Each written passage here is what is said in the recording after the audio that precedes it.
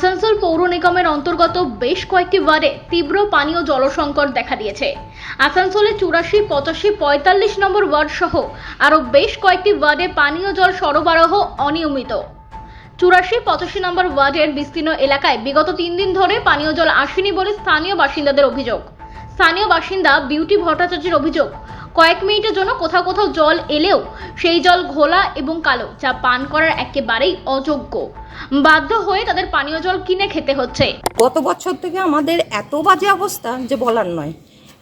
মাঝে আমরা আগস্ট মাসে মানে গত বছরের কথা বলছি, আগস্ট মাসে গেছিলাম কাউন্সিলরের কাছে। কাউন্সিলর আমাদের অপমান করে বের করেছে, বলেছে 8 নম্বর ওয়ার্ডে আমরা কোনো কাজ করবো না।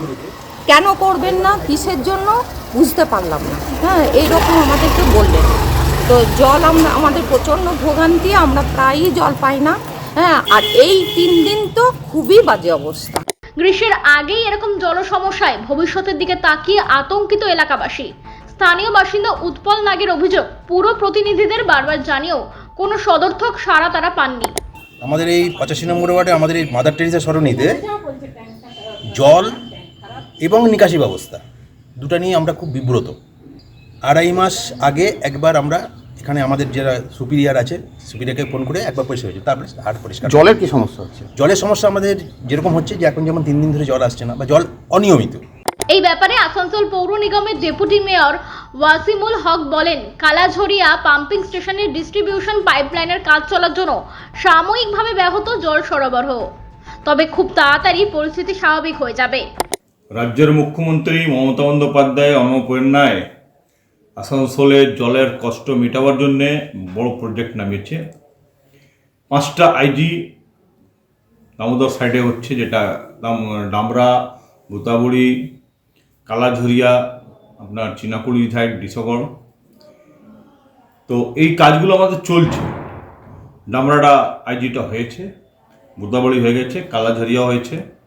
কালাঝরিয়া 3-4 দিন ধরে ডিস্ট্রিবিউশন লাইনের সঙ্গে জুড়ছে, সেই কারণে সাপ্লাইটা এখন এফেক্টেড আছে। তিনি বলেন, এইসব এলাকা ছাড়াও কুলটির বেশ কিছু এলাকা যেখানে ইসকো জল সরবরাহ করে, ওই এলাকায় ইসকো কর্তৃপক্ষ জল দিতে না পারায় ওই এলাকাগুলিতে জল সমস্যা দেখা দিয়েছে। এছাড়াও তিনি কেন্দ্র সরকারের প্রতি অভিযোগ করে বলেন, বর্ষাকালে ডিভিসি অতিরিক্ত জল ছেড়ে দেওয়ায় বন্যা পরিস্থিতির সৃষ্টি হয়েছিল, অথচ এখন ডিভিসি জল না ছাড়াই নদীতে এক প্রকার জল নেই বললেই চলে।